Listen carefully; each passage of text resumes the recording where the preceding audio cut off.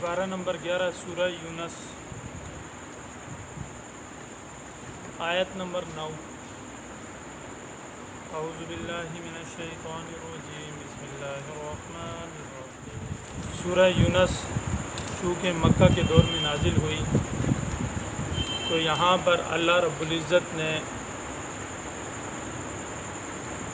مشرکین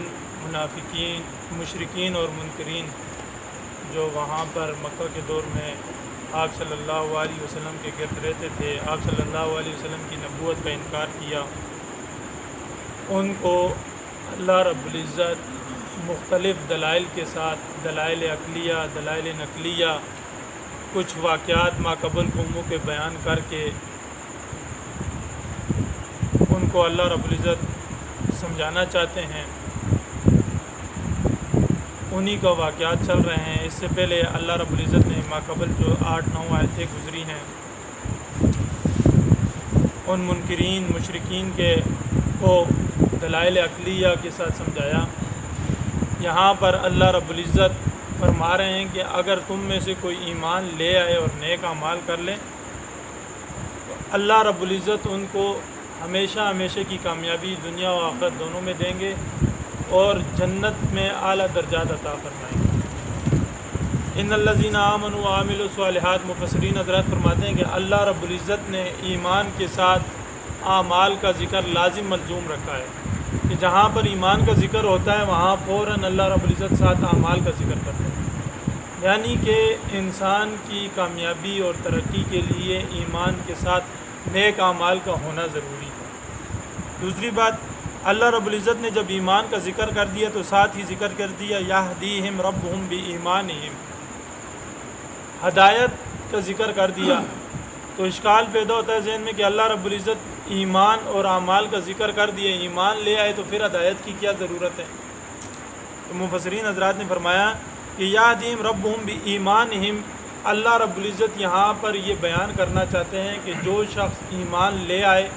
اور ایمان کے ساتھ نیک اعمال میں لگا رہے، اخلاص کے ساتھ، للہیت کے لیے، اللہ کی رضا کے لیے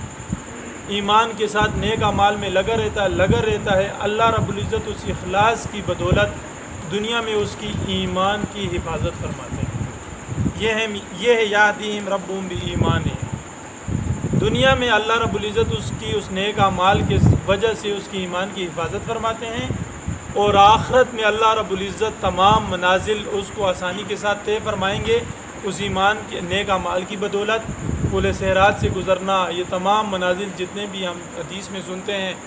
اور جنت کے اعلیٰ درجات تک اس ایمان اور نیک اعمال کے ذریعے اللہ رب العزت پہنچائیں گے۔ اس لیے اللہ رب العزت نے فرمایا ان الذین آمنوا وعملوا الصالحات، بے شک وہ لوگ جنہوں نے ایمان لائے اور نیک اعمال کیا، یہدیہم ربہم بایمانہم، پہنچائے گا اللہ رب العزت ان کو ان کے ایمان تک، یعنی کہ پہنچائے گا ان کو اللہ رب العزت ان کو ایمان کے ذریعے جنت کے اعلیٰ درجات تک۔ تو یہ ہے کہ نیک اعمال کے ذریعے اللہ رب العزت نے اس مومن کی ایمان کی حفاظت کی ذمہ داری اٹھا لی کہ اس کی نیک اعمال کے ذریعے سے اخلاص کے ساتھ اور للہیت کے لیے جو یہ نیک اعمال کرے گا اس کی ایمان کی حفاظت فرماؤں گا اور جنت میں تمام منازل آسانی کے ساتھ طے کرا کے جنت میں اعلیٰ درجات عطا فرماؤں گا۔ پھر اللہ رب العزت نے جنتیوں کا مختصر سے احوال بیان فرمائے کہ جنتیوں کے جنت میں حال کیا ہوگا۔ دعواہم فیہا سبحانک اللہم، پکار ان کی ہوگی سبحانک اللہم۔ مفسرین حضرات نے فرمایا کہ اللہ رب العزت نے فرمایا دعواہم، چونکہ جنت میں جانے کے بعد پھر عبادات کی کوئی ضرورت نہیں ہوگی اور نہ ہی کسی قسم کی اپنی خواہشات کے مطابق زندگی گزارے گا، جو دل میں خواہش آئے گی اللہ فوراً پوری کر دے گا۔ تو یہاں پر مفسرین حضرات نے فرمایا کہ جس طرح انسان زندگی میں سانس الہامی طور پر لیتا ہے بغیر کسی رکاوٹ کے، بغیر کسی مشقت اور تکلیف کے، ہر اٹھتے بیٹھتے سوتے جاگتے ہر وقت اس کی سانس آسانی کے ساتھ چل رہی ہوتی ہے، اسی طرح جنتیوں کی جنت میں سانس لینے کی طرح ہر وقت زبان پہ تسبیح ہوگی، ہر وقت اللہ کی تسبیح بیان کر رہے ہوں گے۔ اللہ رب العزت نے ان کی اس پکار کو ذکر کیا کہ جنتی جنت میں ہر وقت سبحان اللہ کی پکار اسی طرح کریں گے جس طرح زندگی میں دنیا میں سانس لیتا ہے، نہ مشقت ہے نہ تکلیف ہے، اسی طرح یہ کرے گا۔ وَتَحِيَّتُهُمْ فِيهَا سلام، اور جب جنتی ایک دوسرے سے ملاقات کریں گے تو ایک دوسرے کے اوپر سلامتی بھیجیں گے، سلام بھیجیں گے۔ اس کا ایک معنی یہ ہے، اور دوسرا معنی یہ ہے کہ اللہ رب العزت ان کے اوپر سلام بذریعہ فرشتوں کے بھیجیں گے، فرشتے آئیں گے اللہ رب العزت کی طرف سے ان کے اوپر سلام پیش کریں گے۔ وآخر دعواہم ان الحمد للہ رب العالمین، اور مومنین کا جب ہر وقت اللہ رب العزت کی طرف سے فرشتوں کے ذریعے ان کے اوپر سلام آئے گا، سلامتی آئے گی، تو ان الحمد للہ رب العالمین، یہ اللہ رب العزت کا شکر ادا کریں گے اور کریں گے۔ پھر اللہ رب العزت نے وَلَوْ يُعَجِّلُ اللَّهُ لِلنَّاسِ الشَّرَّ اسْتَعْجَالَهُمْ، اہل مکہ کے جو منکرین تھے ان کے احوال کو پھر ذکر کر رہے ہیں، چونکہ آپ صلی اللہ علیہ وسلم کی تڑپ اور آپ صلی اللہ علیہ وسلم کی اس امت کے لیے محبت بے تحاشا تھی، اور آپ چاہتے تھے کہ ہر امتی میرا ایمان لے آئے اور جنت میں جانے والا بن جائے۔ اس لیے اللہ رب العزت مختلف دلائل کے ساتھ، مختلف واقعات کے ساتھ، مضامین کے ساتھ ان اہل مکہ والوں کو، پوری دنیا کے انسانوں کو مخاطب کر کے ایمان کی طرف راغب کر رہے ہیں، دلائل کے ساتھ دیتے ہوئے۔ اللہ رب العزت فرما رہے ہیں کہ انسان کی فطرت میں جلتی ہے، جب کوئی خیر کا کام، انسان ہر کام جلتی چاہتا ہے، تو جب آپ صلی اللہ علیہ وسلم ان کو تبلیغ کرتے تھے تو وہ کہتے تھے اگر ہم نہیں مانتے تو آپ کہتے ہیں کہ اللہ کا عذاب آ جائے گا جس طرح ماقبل قوموں کے اوپر آیا ہے، تو اللہ کا عذاب کیوں نہیں آ رہا؟ ہم آپ کی تردید کر رہے ہیں، ہم آپ کی نہیں مان رہے، مخالفت کر رہے ہیں، آپ کو ہر طرف کی مشقت تکلیف میں ڈال رہے ہیں، تو پھر وہ اللہ کا عذاب کہاں ہے جس کا آپ وقتاً فوقتاً ذکر کرتے ہیں؟ تو اللہ رب العزت فرما رہے ہیں کہ یہ عذاب کے مانگنے میں اس طرح جلدی کر رہے ہیں، استعجالہم بالخیر، جس طرح انسان خیر کو حاصل کرنے میں، کسی فائدے کی نفع کو حاصل کرنے میں جلدی کرتا ہے، یہ اس طرح اس کو کر دیں۔ لَقُضِيَ إِلَيْهِمْ أَجَلَهُمْ، اللہ رب العزت فرما رہے ہیں کہ ہم پوری کر دیں گے اس عذاب کے، ایک مدت ہے اس کا، بھیج دیں گے، ہم اس کو پورا کر دیں گے، لیکن یہ اپنی سرکشی میں بڑھ گئے ہیں، ہم ان کی ڈھیل دے دیں گے۔ مفسرین حضرات نے اس کی تفسیر میں فرمایا کہ انسان فطرت میں اللہ رب العزت نے اس کی جلتی رکھی ہے، تو آپ صلی اللہ علیہ وسلم جب ان کو تبلیغ کرتے تو وہ آگے سے بطور طنز کے کہتے تھے کدھر ہے اللہ کا عذاب جو آپ کہتے ہیں۔ اللہ رب العزت فرما رہے ہیں کہ اگر میرا عذاب آ گیا، اور جس طرح تم خیر مانگنے میں ہر چیز میں جلدی کرتے ہو، اگر میں بھی تمہاری طرح عذاب لانے میں جلدی کر دوں تو دنیا پہ کوئی انسان ہی نہ رہے۔ لہٰذا عذاب کو مؤخر کرنے میں بھی اللہ رب العزت نے، اس میں بھی اللہ رب العزت کی طرف سے خیر تھی، کیونکہ دنیا کا نظام چلانا تھا۔ اللہ رب العزت فرما رہے ہیں ان کو میں نے ڈھیل دے دی، یہ اپنی سرکشی میں بڑھتے جائیں گے، بڑھتے ہیں، اور ان کی حالت اللہ رب العزت فرما رہے ہیں کہ ایسی ہے کہ چونکہ مشرک اور کفار جتنے بھی تھے سارے اللہ رب العزت کی ذات کے منکر نہیں تھے، اللہ رب العزت کی ذات کو مانتے تھے۔ جب اللہ فرماتے ہیں کوئی مصیبت، کوئی تکلیف، کوئی بڑی پریشانی ان کو پہنچتی تھی، وَإِذَا مَسَّ الْإِنسَانُ الضُّرَّ، کوئی تکلیف ان کو پہنچتی تھی تو یہ فوراً اللہ رب العزت کی طرف متوجہ ہو جاتے تھے اور فوراً اللہ رب العزت سے مانگنا شروع کرتے تھے۔ جتنے معبودان باطلہ، جتنے بت انہوں نے اپنے گھروں میں رکھے ہوئے تھے، یہ میری تجارت کا بت ہے، یہ میری معاملات کا بت ہے، یہ میرے خاندان کے مسائل حل کرنے کا، یہ کاروباری مسائل حل کرنے کا، یہ فلاں مسائل حل کرنے کا، ان تمام کو یکسر نظر انداز کر کے اللہ کی طرف پیش ہو جاتے تھے، اللہ کو سامنے گڑ گڑانا شروع کر دیتے۔ اللہ رب العزت ان کی حالت کو بیان کر رہے ہیں کہ یوں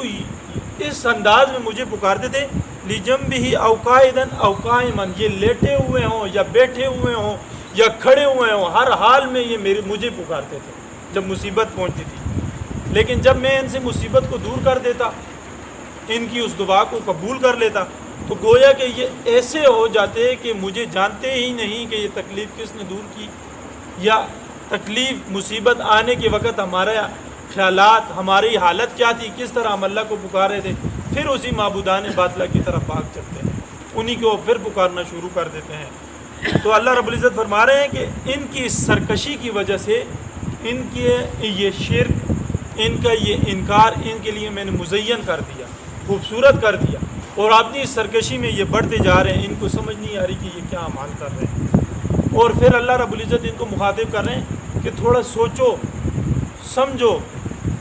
کہ تم سے ماقبل کتنی مضبوط قومیں، کتنی کامیاب دنیاوی اعتبار سے قومیں آئی ہیں، اور دنیا میں انہوں نے اپنا لوہا منوایا ہے، لیکن میری بات، میرے وقت کے نبی کی بات نہیں مانا انہوں نے۔ آج کہاں ہیں؟ ان کا نام و نشان نہیں ہے۔ جس طرح ماقبل قوموں نے وقت کے نبی کی بات کو ٹھکرایا، ان کا نام و نشان ختم ہے، اسی طرح تمہارا بھی نام و نشان ختم ہو جائے گا، اور تمہیں بھی دیکھنے والا کوئی نہیں ہوگا۔ اللہ رب العزت فرما رہے ہیں وَلَقَدْ أَهْلَكْنَا الْقُرُونَ مِنْ قَبْلِكُمْ، کئی بستیاں، کئی لوگ تم سے پہلے، جب انہوں نے لما ظلموا، جب انہوں نے ظلم کیا، گویا بمانا شرک، جب انہوں نے شرک کیا، شرک گویا کہ انہوں نے اپنی جان کے اوپر ظلم کیا، جاءتہم رسولہم بالبینات، باوجود اس کے کہ ان کے پاس میرے پیغمبر واضح دلائل، واضح پیغامات لے کر آئے، وما کان لیؤمنوا، باوجود اس کے وہ ان کے اوپر ایمان نہیں لائے، اللہ رب العزت نے ان مجرموں کو صفحہ ہستی سے ہی مٹا دیا۔ اسی طرح اگر تم میری بات کو، میرے وقت کے نبی کی بات کو نہیں مانو گے، باوجود اس کے کہ وہ واضح دلائل تمہارے پاس لے کر آ رہا ہے، لیکن تم ماننے کے لیے تیار نہیں، تمہارا بھی نام و نشان ختم ہو جائے گا، کوئی جان پہچان والا نہیں ہوگا۔ لیکن کس طرح وہ کہتے کیا تھے؟ ان سے ماقبل بستی والے، ماقبل جتنی قومیں گزری، وہ کیا کہتے تھے؟ اللہ رب العزت فرما رہے کہ میں نے تمہیں اے انسان اپنا نائب بنایا، نائب بنا کر زمین پر بھیجا آپ کو، اس لیے تمہیں چاہیے کہ عقل، نائب بنانے کی خصوصیت، نطق، بولنے کی صلاحیت دی، اور سوچنے سمجھنے کی صلاحیت دی۔ دنیا کے اوپر جتنی زیرو چیزیں ہیں، ان تمام میں اللہ رب العزت نے انسان کو اشرف المخلوق بنایا، صرف بولنے اور سمجھنے کی صلاحیت کی وجہ سے۔ اسی وجہ سے اللہ رب العزت فرما رہے ہیں کہ ماقبل قوموں کے بارے میں سوچو، اور جو تمہیں کہا جا رہا ہے اس کے اوپر تدبر کرو، سوچو بچار کرو۔ وَإِذَا تُتْلَىٰ عَلَيْهِمْ آيَاتُنَا بَيِّنَاتٍ، کہ ماقبل قوموں کے پاس بھی پیغمبر واضح دلائل لے کر آئے ہیں، انہوں نے اس کی بات کو نہیں منایا۔ وَإِذَا تُتْلَىٰ عَلَيْهِمْ آيَاتُنَا، اور جب تمہارے اوپر میرا پیغمبر حضرت محمد صلی اللہ علیہ وسلم قرآن کی آیتیں تلاوت کرتا ہے، بِبَيِّنَاتٍ، واضح، صاف ستھری، جو سمجھ آنے والی ہیں، تو وہ کہتے، وہ لوگ جو اللہ سے ملاقات کی یقین نہیں رکھتے، وہ کہتے ہیں، ہوا اس طرح کہ مکہ کے 5 آدمی حضور صلی اللہ علیہ وسلم کے پاس آئے اور فرمانے لگے یا رسول اللہ، آپ صلی اللہ علیہ وسلم جو اللہ کا کلام ہمارے اوپر پیش کرتے ہیں، ہم اس کو برحق سمجھتے ہیں، وہ کسی غیر کا کلام نہیں ہے، کسی انسان کے بس کی بات نہیں کہ اس طرح کلام بنا کر لے کر آئے، لہٰذا ہم آپ کے اوپر، اگر آپ چاہتے ہیں کہ ہم ایمان لے آئے تو ہماری کچھ شرائط ہیں۔ سب سے پہلی شرط ہماری یہ ہے کہ آپ قرآن میں جو ہمارے لات و عزا اور منات جو بت ہیں، ان کی جو تردید کرتے ہو، اس کو قرآن سے ترمیم کر کے ختم کر دو۔ دوسرا، جو ہمارے معاشرے میں، ہمارے معاشرے کے مطابق جو حلال ہے اس کو آپ حرام کہہ رہے ہیں، اور جو حرام ہے اس کو آپ بعض چیزوں کو حلال کر رہے ہیں۔ ہماری جو معاشرے میں آباء و اجداد کی طرف سے چلا آ رہا ہے، جو حلال ہے اس کو حلال ہی رہنے دو، جو حرام ہے اس کو حرام ہی رہنے دو، اور ہمارے معبودان باطلہ جس کے ساتھ ہم اللہ کو شریک کر رہے ہیں، ان کو کچھ مت کہو۔ یہ ہماری شرائط ہیں، ان کی ترمیم کر لو، یا تو قرآن کوئی اور لے آؤ، اس کو چھوڑ دو، یا یہی ہمیں قبول ہے، لیکن ان چیزوں کی ترمیم کر دو، اس کو نکال دو، ہم ایمان لے آتے ہیں۔ اللہ رب العزت نے ان کی اس بات کو نقل کیا، اور ان کو سمجھانے کے لیے اللہ رب العزت فرما رہے ہیں کہ آپ سے پہلے بھی کئی لوگ ہر اعتبار سے تم سے مضبوط قومیں اور تم سے اعلیٰ ان کی بھی یہی خواہش تھی اور وہ بھی یہی چاہتے تھے، لیکن اللہ رب العزت فرما رہے ہیں کہ ان کو میں نے ختم کر دیا تو ان کی طرح تم بھی ختم ہو جاؤ گے، لیکن اللہ کا کلام بدلنے والا نہیں۔ پھر حضور صلی اللہ علیہ وسلم کو اللہ رب العزت نے مخاطب کر کے فرمایا کہ آپ کہہ دیجئے کہ میرے اختیار میں اس کلام اللہ کو تبدیل کرنا،